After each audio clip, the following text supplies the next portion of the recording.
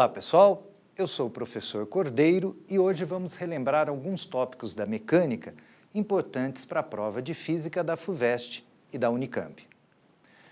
Nessa aula, vamos nos focar na resolução de alguns exercícios que servirão como exemplos daquilo que tem sido cobrado nos últimos vestibulares. Vamos para a primeira questão. Um móvel pendurado no teto tem 3 elefantezinhos presos um ao outro por fios, como mostra a figura. As massas dos elefantes de cima, do meio e de baixo são, respectivamente, 20 gramas, 30 gramas e 70 gramas. Os valores de tensão em newtons nos fios superior, médio e inferior são, respectivamente, iguais a... E aí vem as alternativas para a gente escolher qual delas é a verdadeira. Muito bem, para resolver esse exercício, vamos marcar as forças que atuam nos objetos envolvidos. Primeiramente, eu tenho aqui os elefantezinhos e as forças são as seguintes. Todos eles têm massa, por isso possuem pesos. Peso do primeiro, do segundo e do terceiro. E nós temos aqui 3 fios. E nos fios existem trações. Veja, no primeiro fio, tração 1, que vai puxar tanto o elefantinho 1 para cima quanto o teto para baixo. Tração 2, que vai puxar o elefante 1 para baixo e o elefante 2 para cima. Tração 3, que puxa o elefante 2 para baixo e o elefante 3 para cima. Muito bem. E aí, agora que nós sabemos as forças que atuam nos elefantezinhos, vamos verificar uma das leis mais importantes de Newton que vai dar suporte a esta resolução. Veja, se a força resultante for zero, o objeto poderá estar em repouso ou em MRU. No caso, do móvel, nos parece óbvio que ele esteja em repouso, e por isso a resultante das forças terá que ser nula. Assim, podemos escrever o seguinte. O elefante 3 tem o peso para baixo e a tração para cima. Como a resultante é nula, essa tração tem que ser igual ao peso P3. O elefante 2, ele recebe uma tração T2 para cima e para baixo a tração T3 mais o peso dele, que é P2. Mas como nós vimos há pouco, T3 é igual a P3. E como T3 é igual a P3, fica que a tração 2 é igual a P3 mais P2, ou seja, o peso do elefante 3 mais o peso do elefante 2. No primeiro elefante, para cima tem a tração T1 e para baixo as trações T2 e o peso P1. Como a tração T2 nós já calculamos há pouco, que é P3 mais P2, então substituindo T2 por P3 mais P2, fica P3 mais P2 e mais o peso P1. E essas 3 forças peso deve ser igual à tração T1.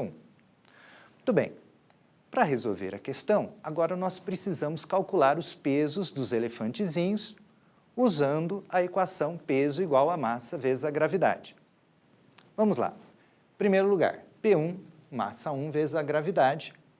A massa é 20 gramas, mas aqui multiplicamos por 10 a menos 3 para passar para quilogramas para ficar no sistema internacional e ficar assim coerente com a aceleração da gravidade, que também está no internacional, metros por segundo ao quadrado. E fazendo esse cálculo, 0,2 newtons é o peso do primeiro elefante. Segundo elefante, o peso dele é a massa dele vezes a gravidade. Como a massa dele é 30 gramas, eu vou multiplicar por 10 a menos 3 para passar para quilograma. Vezes a aceleração da gravidade, 0,3 newtons é o peso dele. O peso do terceiro é a massa dele vezes a gravidade. Novamente passamos aqui para o internacional e o cálculo vai dar 0,7 newtons.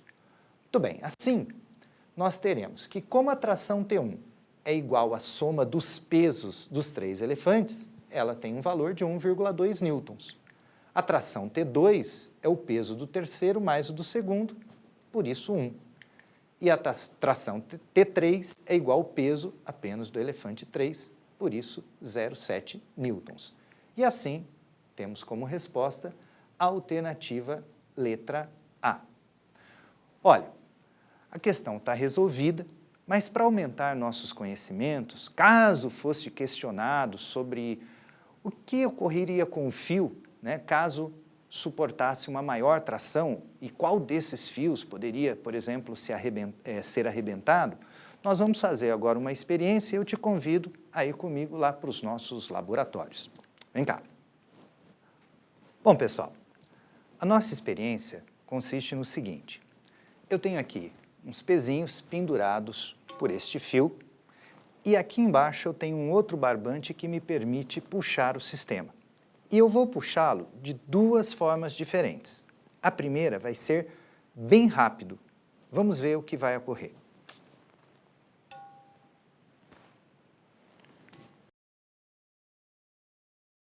Como você pôde observar, o barbante estourou na parte de baixo. Qual a razão? Eu apliquei uma força muito rápida, que atuou durante um curto intervalo de tempo, e estourou embaixo porque essa força não foi suficiente, ela não teve tempo suficiente para vencer a inércia dos pezinhos e ser transferida para o fio de cima. Agora nós vamos fazer o seguinte, eu vou pegar outro barbantinho e vou pendurar no fio e agora, diferente da primeira situação, ao invés de puxar bem rápido, eu vou puxar lentamente, aumentando gradativamente a minha força. Vamos ver o que vai ocorrer? Olha lá.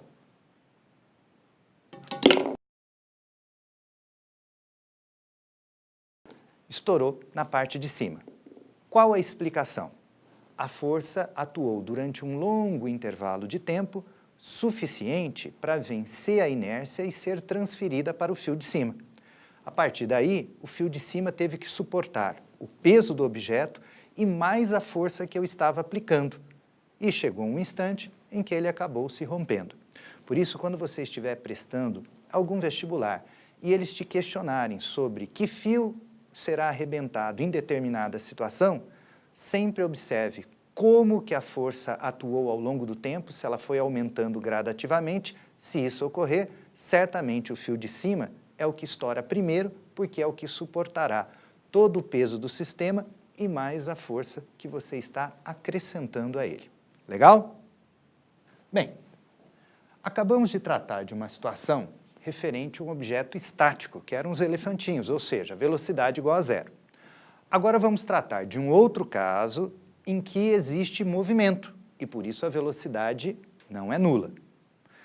Nesses casos, é importante verificar se a força resultante é igual a zero ou diferente de zero para sabermos descrever adequadamente o movimento.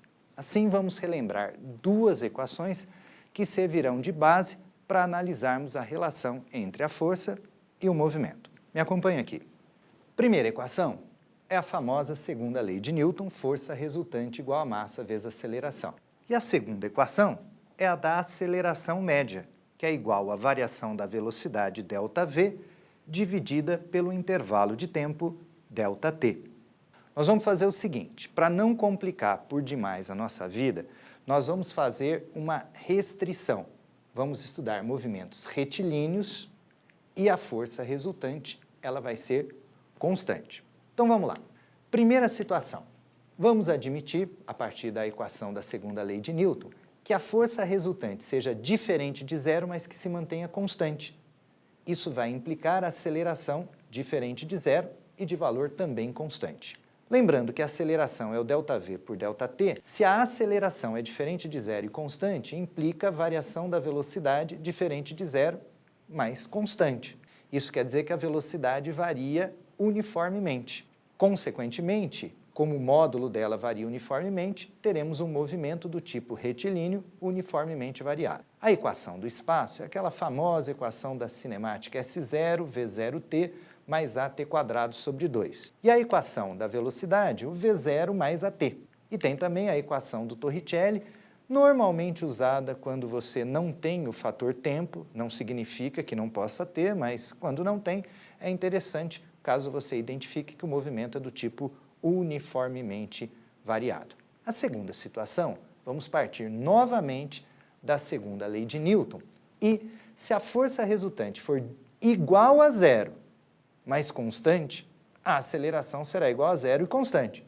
Admitindo que o corpo já esteja inicialmente em movimento, se a aceleração é zero, não vai ter variação na velocidade, o que significa que o módulo, o valor da velocidade, vai ser constante. E o movimento vai ser do tipo, então, retilíneo uniforme.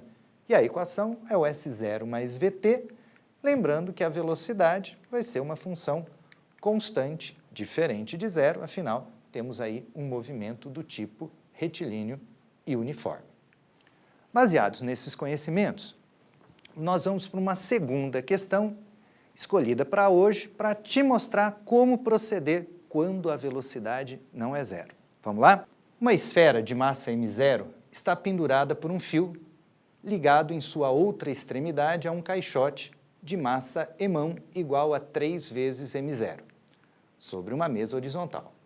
Quando o fio entre eles permanece não esticado e a esfera é largada, após percorrer uma distância h0, ele atingirá uma velocidade v0 sem que o caixote se mova. Na situação em que o fio entre eles estiver esticado, a esfera, puxando o caixote, após percorrer a mesma distância h0, atingirá uma velocidade igual a... E aí vem lá as possíveis respostas. Só que antes eu queria que você observasse atentamente o desenho. Veja só. Na primeira parte do teste, a corda não está esticada e a esfera cai em queda livre, porque justamente não tem a ação do fio para interferir, a única força que estará agindo é o peso. Por isso, ele vai cair em movimento uniformemente variado, em queda livre. Muito bem, nós temos aqui a equação de Torricelli, que pode ser usada nesse caso por duas razões. Primeiro, não dispomos do fator tempo, e segundo, é um movimento uniformemente variado, afinal, na queda livre, a aceleração é constante e igual à aceleração da gravidade. Gente, a velocidade final elevada ao quadrado é igual à velocidade inicial ao quadrado, mas a velocidade inicial é igual a zero, porque ele partiu do repouso.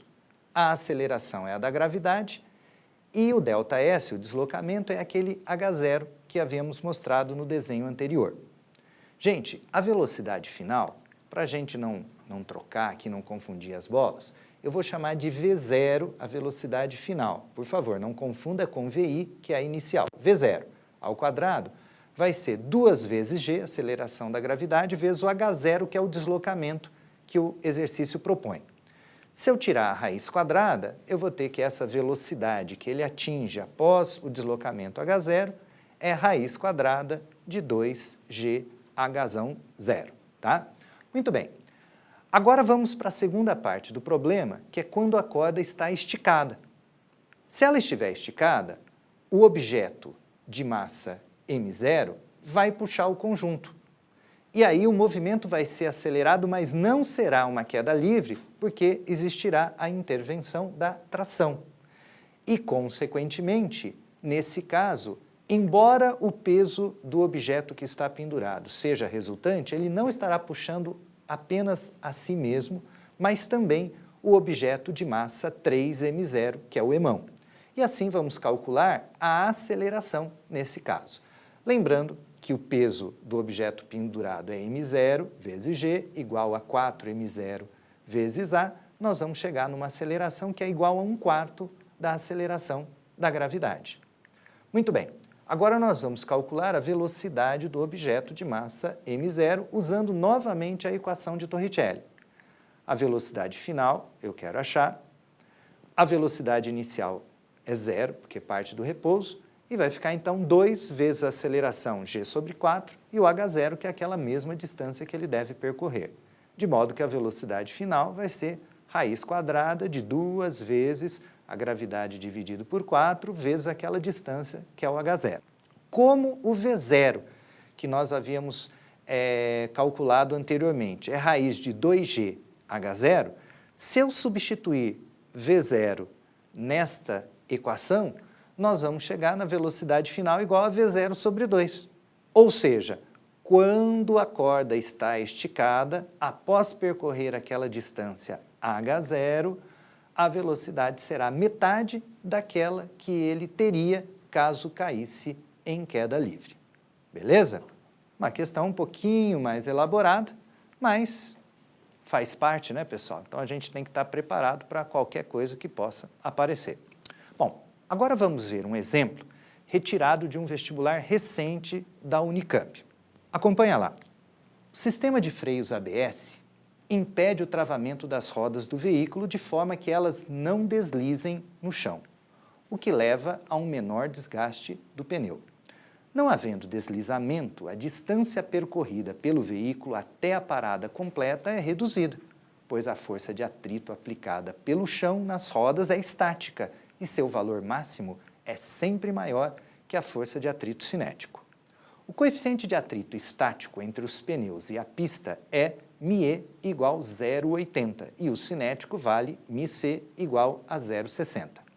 Sendo g igual a 10 metros por segundo ao quadrado e a massa do carro m igual a 1.200 kg, o módulo da força de atrito estático máxima e a da força de atrito cinético são respectivamente iguais a... Bom, temos aqui as opções e resolver esse teste é muito tranquilo porque é uma questão de aplicação direta de fórmula. Vamos calcular o atrito estático máximo. A força de atrito estático máxima é calculada por μe vezes a normal. Como μe, o coeficiente estático, é 0,8 e a normal 1.200, porque ela é igual ao peso do carro, 12.000. 1.200 é a massa, o peso 12.000, portanto a normal igual a 12.000 também. E fazendo essas contas, a força máxima de atrito estático, né, vai ser 9.600. Agora vamos calcular o atrito cinético e é só aplicar a formulinha μc vezes a normal. O μc é 0,6, a normal 12.000 e aí nós vamos achar 7.200, portanto a alternativa letra D. Bem mais tranquilinho esse teste, né? Mas veja que alguns, né, exercícios são um pouquinho mais elaborados, outros mais simples. É assim em qualquer vestibular, inclusive nesses dois grandes vestibulares. Aqui nós encerramos a revisão sobre leis de Newton e vamos passar para um outro tema que é a hidrostática. Essa parte da física possui 3 leis. A primeira, que queremos relembrar, é a lei de Pascal, que afirma que variando a pressão em um determinado ponto no interior de um fluido que esteja em equilíbrio, em todos os demais pontos ocorrerá a mesma variação de pressão, inclusive nas paredes do recipiente que o contém. Beleza? A segunda lei é a lei de Stevens e trata da pressão no interior de fluidos, mostrando que essa pressão depende da densidade do fluido, que é o μ, que aparece aí na formulinha, depende da gravidade local, que é o g, e da profundidade h, em que se encontra o ponto que está sendo analisado.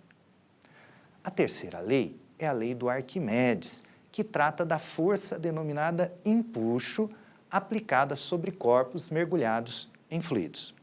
Essa força possui direção vertical, sentido para cima e módulo igual a do peso do fluido deslocado pelo corpo. O empuxo também pode ser calculado pela equação densidade do fluido, que é o μf, densidade do fluido, vezes o volume do corpo que está submerso, que é o Vs, volume submerso, vezes a aceleração da gravidade local, que é o g. Bom, agora que relembramos as 3 leis da hidrostática, vamos fazer 2 exercícios, um da Unicamp e outro da FUVEST, ilustrando o que caiu nas últimas provas sobre esse tema. Me acompanhe aqui. Quando uma reserva submarina de petróleo é atingida por uma broca de perfuração, o petróleo tende a escoar para cima na tubulação como consequência da diferença de pressão ΔP entre a reserva e a superfície. Para uma reserva de petróleo que está a uma profundidade de 2.000 metros e dado G igual a 10 metros por segundo ao quadrado, o menor valor de ΔP para que o petróleo de densidade ρ igual a 0,90 gramas por centímetros cúbicos forme uma coluna que alcance a superfície é de... E aí temos as opções. Bom, para o cálculo da pressão, nada melhor do que a lei de Stevens. E aí basta calcular por μgh. Veja que o μ é 0,9, mas detalhe, é 0,9 gramas por centímetros cúbicos e para mantermos o padrão do sistema internacional, nós vamos multiplicar aqui por 10 elevado à terceira. O g vale 10 e a profundidade 2.000 metros, eu vou escrever 2 vezes 10 à terceira para ficar mais fácil aqui as operações matemáticas, né? Sempre que possível, escreva assim em notação científica. E os cálculos nos levam ao resultado que é 1,8 vezes 10 elevado à sétima Pascal, que equivale ao Newton por metro quadrado. Bom, esse exercício bem tranquilo, né? Na primeira fase sempre tem uns mais tranquilinhos que exigem um conhecimento assim mínimo do aluno. Mas agora nós vamos para um outro exercício que vai exigir um pouquinho mais, de nível um pouquinho mais elevado. Mas para que você entenda bem esse exercício, nós vamos fazer o seguinte, nós vamos de novo para o laboratório para mais uma experiência. Me acompanha lá. Bom, nós vamos fazer agora uma experiência que consiste no seguinte, eu tenho aqui uma balança, que como você pode observar, ela está zerada, e participarão do experimento alguns objetos, como por exemplo, estes 2 pezinhos que eu tenho aqui. Esses 2 pezinhos, juntos, têm uma massa, que você pode fazer a leitura na balança, é igual a 100 gramas, beleza? Guarde esse número, porque ele vai ser importante na sequência da experiência. Registrou? 100 gramas.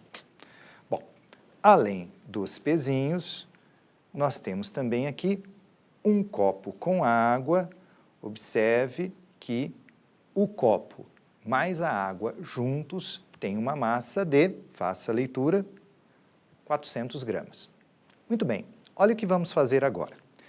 Eu vou pegar os pezinhos e vou colocá-los dentro do copo com água, mas inicialmente sem deixar que eles encostem no fundo, como você pode observar aqui, ó.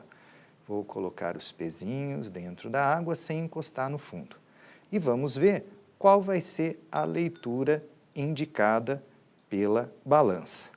Vejam que a balança está indicando um valor diferente do esperado. Porque normalmente o que eu percebo conversando com alunos é que alguns dizem que a balança vai registrar a soma da água e o copo mais o peso dos objetos. Outros alunos já acham que não vai registrar nada porque não encosta no fundo. E, no entanto, você vê que está sendo registrado um determinado valor diferente dos 2 que havíamos comentado anteriormente. Conclusão, que valor é esse? Resposta, a reação do empuxo.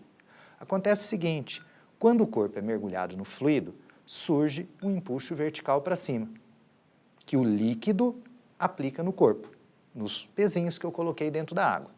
Mas para toda ação tem uma reação. Então, se a água empurra os pezinhos para cima, eles reagem empurrando a água para baixo. E essa reação do empuxo é que vai ser sentida pela base do copo, consequentemente pela balança e, consequentemente, registra aí esse valor. Ó, eu vou tirar os pezinhos, observe agora quanto que a balança está marcando, ó. E agora eu vou acrescentar os pezinhos, mas sem deixá-los tocar no fundo, e você vê esse valor aí registrado, no caso de 412. Olha o que eu vou fazer agora. Eu vou soltar os pezinhos e eles vão tocar lá na base. E agora a balança está registrando o peso da água e do copo, 400, mais o peso dos objetos, 100. Agora sim, total 500.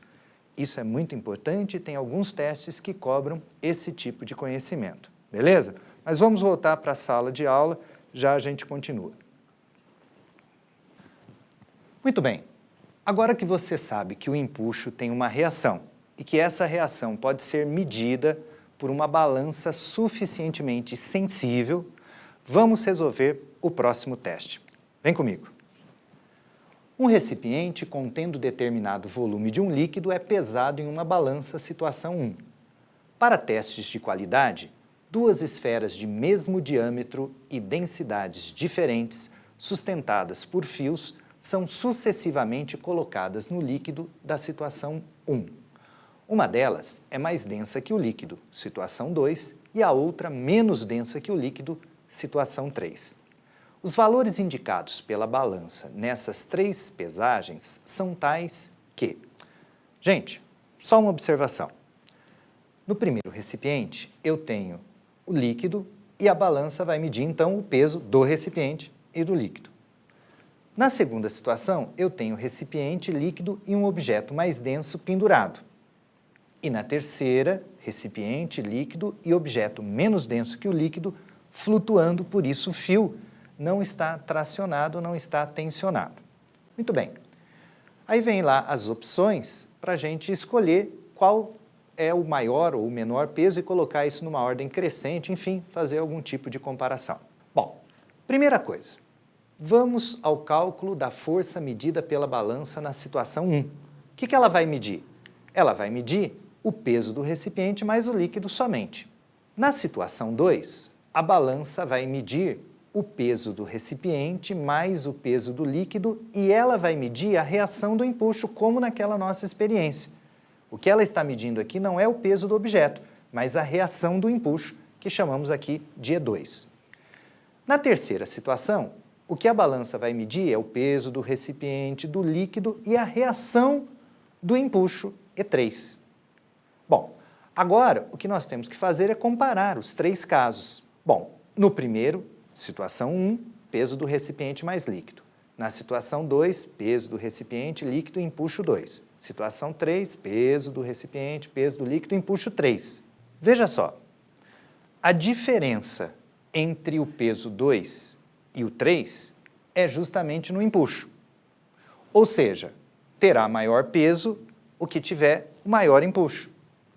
Acontece que os dois corpos, segundo o texto, têm o mesmo tamanho, o mesmo volume. O que significa que, no caso 2, o volume submerso é maior e, como o empuxo depende do volume submerso, nós teremos, no caso 2, um maior empuxo, uma maior reação de empuxo e, consequentemente, o valor registrado na situação 2 é maior que na 3, porque na 3 apenas uma parte do objeto está submersa. Então, certamente, o maior peso é o 2, porque tem o recipiente líquido e o empuxo 2, que é maior, a reação do empuxo 2, que é sentida na base. Em segundo lugar, a situação 3 apresenta o segundo maior peso, porque vai ter o recipiente líquido e a reação do empuxo, que é um pouquinho menor, porque apenas uma parte está submersa. E o menor peso dos três é o primeiro, que só tem o líquido e o recipiente. Bom, com isso, a resposta vai ser a alternativa letra B. E aqui encerramos a nossa aula. Espero que essas informações te ajudem a resolver, de preferência, muitos dos testes que caírem nos seus vestibulares daqui para frente. Olha, um grande abraço, sucesso a todos. Ficamos por aqui por hoje. Tchau, tchau.